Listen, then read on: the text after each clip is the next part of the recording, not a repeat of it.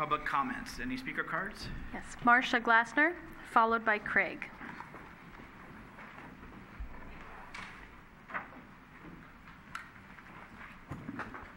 Good evening. Hi. Thank you for letting me speak. My name is Marcia Glassner. I want to speak briefly about the Mills Park project. As you drive along ECR, you see more and more projects like this. Most look fine from the streets, but if you go around to the side or the back, some are really awful. If this project is built, San Bruno residents and visitors will be looking at the entire project from all sides for a very long time. The developer has shown us a couple of street views, but the rest has been top-down architectural type drawings which provide only limited information about what the project will look like from the street. City Council and San Bruno residents deserve to see what this project will look like from the outside, from street to elevator top, on all 8 sides. What will we see on Angus, on Keynes, on White Way? I hope the council will agree with me that this information is essential to that decision. Of particular concern to me personally is what will be along White Way. Drawings show landscaped space in portions of this area, but it's my understanding this will be separated from White Way by a wall. If White Way will remain an alley with a wall added on the eastern side in addition to the existing walls on the western side, it seems very likely that crime there will increase. I would like to know what will be done to prevent that from happening. At last week's Planning Commission meeting, the developer showed us a shadow study. It showed shadows reaching almost to houses at 9:00 a.m. in the winter. They implied that this would be the most severe impact. However, in the winter, the sun rises more than an hour and a half earlier than that. And it rises more than 3.5 hours earlier than that in the summer. So to get an honest estimate of the amount of sunlight homes and yards will lose, a new shadow study is needed that shows the shadows as they will be cast at sunrise and possibly hourly afterwards if the developer wants to show how long that impact will last. I hope City Council agrees that a study that more accurately reflects how nearby properties will be shadowed by this project if it's built is needed before the project can be approved. And then finally, Google just announced $1 billion for housing. Will San Bruno receive any of that largesse, and how will it affect our need for this unpopular project? Thank you very much. You're welcome. Thank you for your comments. Craig, followed by John. Good evening. I'd also like to speak about the Mills Park project. I was shocked when I was at the planning meeting last week ago? Yeah. How many people had not heard anything about this project happening up until the last week or so, because they were outside of that 600-foot footprint for informing the public. To me, this indicates a big problem overall with this project, in that the minimums are being met, but that doesn't mean they're right. It's easier to change something before than after. It's always easier to change something before than after. Once built, there's going to be no changing anything. There was a lot of sympathy from the Planning Commission, at least as expressed from the table, until the city lawyer informed them that if they turned it down, it would have to start from the beginning. What's wrong with that?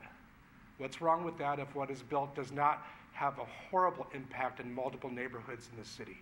A major impact to people that didn't even know this was happening before that Planning Commission meeting, and a lot of us went door to door in some cases trying to inform people of what was going on. I support development. I support housing. I support affordable housing, although the definition of that is kind of insane around here. But I don't support what's being proposed, and I hope you will all reconsider it with the idea that something better can be done for our city. Thank you. Thank you. John Berlier, followed by Russell Steins. Hi, I'm John Berlier. If you had a volunteer at the center that worked for you for 30 years and she earned only $20,000 a year, there'll be $600,000 worth of labor that person has given you. And I know you'd move heaven and earth to somehow make that right. It says so right here at the top of your agenda. It says, the city with a heart. I lived here for many years, and I know that's not just bologna, sliced. It's a wonderful city. And I know that you would seek out monies, you would shake the trees to find out money if there's any waste. For instance, you might go to your salaries. I did ask for all the salaries, including overtime. I'm not sure the list that I got was complete. I would go to the bingo games that are played here in San Bruno at this center and find out where the money is. Is there some accountability? Does somebody trace the money? Who carries the money from here to the safe? I would go to donations. What was donated specifically to the Senior Citizen Center in the form of money, in the form of real estate, in the form of vehicles? When is that going to be forthcoming? If it were only 2 buildings in San Bruno that were donated to the Senior Citizen Center, that's $2 million. Therefore, if there's any waste, it should be, or money unaccounted for, it should be in your budget somewhere. Where is it? I added a 4th one. When a fire truck goes shopping with 3 men, how much does that represent? Not just one trip, but over a period of a year. Please be a city with a heart. This lady spent a lot of time here and a lot of effort. I think she deserves something more than a pat on the head or a luncheon. Thank you. Russell Steins.